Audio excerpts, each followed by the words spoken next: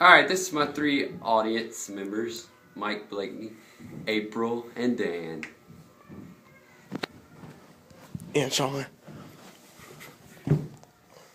Alright, so today my speech is on being a minister. How a minister is used to promote something that God values in the world.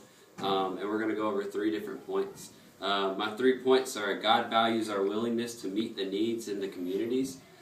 Being a minister, God creates a platform to promote meeting the needs of them by being able to share God's values through discipleship. And being a minister creates a platform to promote meeting the needs of others by providing opportunities and resources to actually meet some of the needs. I want to start off with a quote. The true measure of a man is not the number of servants that he has, but the number of people he serves. And that is by Arnold Gardso. Alright, my first point, which I said a while ago, was God values our willingness to meet the needs of the communities. I have a verse here, 1 John 3:17 through 18, which says, "If anyone has material possessions and sees his brother or sister in need, but has no pity on them, how can the love of God be in that person? Dear children, let us not love with words or speech, but with actions and in truth." I interviewed a person from Alaska Missions, which is a non-profit organization, the other day, and they work with villages all across Alaska. Some of the stuff they do is they feed meals to kids all across Alaska. A lot of these villages, they do not have roads, a road system, so everything is transferred by freight, airplane, and it's very expensive. So the prices there are very expensive, and a lot of the Alaskans live off the land, which is whale and I think seal meat. But Alaska Missions goes into each village and they do a food program, and they feed kids all from ages 18 all the way down to I think 1 or so, a free lunch. There's about 68 kids that live in poverty in Anchorage alone, which is a city that Alaska Missions is based out of. And they also do the food program around here as well. So God uses Alaska Missions to meet the needs in the communities around Anchorage and also around in the villages as well.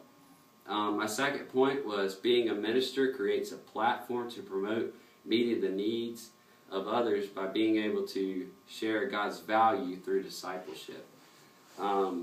Proverbs 14:31 says, "He who oppresses the poor shows contempt for their maker, but whoever is kind to the needy honors God."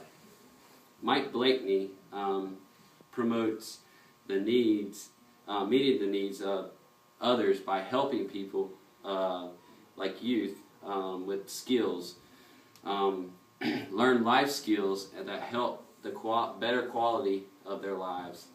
Some of the things, he works with middle school and high school teenagers, and he mentors them, sharing the gospel with them and also teaching them different things about their lives that they can do better.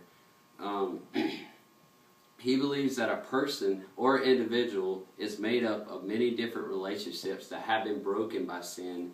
These relationships are how they view themselves, their relationship with the world, their relationship with their family, and their relationship with God. He believes that the gospel redeems these broken relationships, and in this sense, he does not just view the spiritual element of their brokenness, but he approaches each individual in a holistic way. And my final point is being a minister creates a platform to promote meeting the needs of others by providing opportunities and resources that actually meet some of those needs. Going back to the verse I read before, 1 John 3:17 through 18, which says again, "If anyone has material possession and sees his brother in need, but has no pity on them, how can the love of God be in that person? Dear children, let us not love with words or speech, but with actions and in truth." I was reading a book, When Helping Hurts, and a quote from that book says, "What is the task of the church or ministers? We are to embody Jesus Christ by doing what he did and what he continues to do through us. Declare using both words and deeds that Jesus is the King of Kings and Lord of Lords, who is bringing in a kingdom of righteousness, justice, and peace. And the church needs to do this where Jesus did it, among the blind, the lame, the sick, and the outcasts.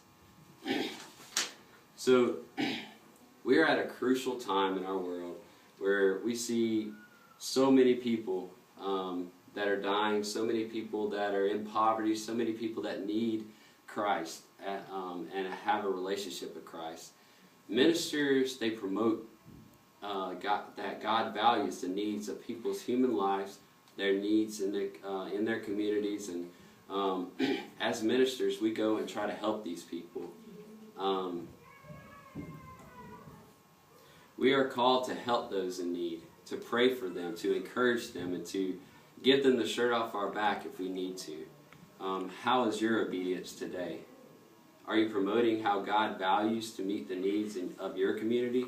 Meeting the needs of the people through discipleship, or providing resources and opportunities to meet the needs of the people?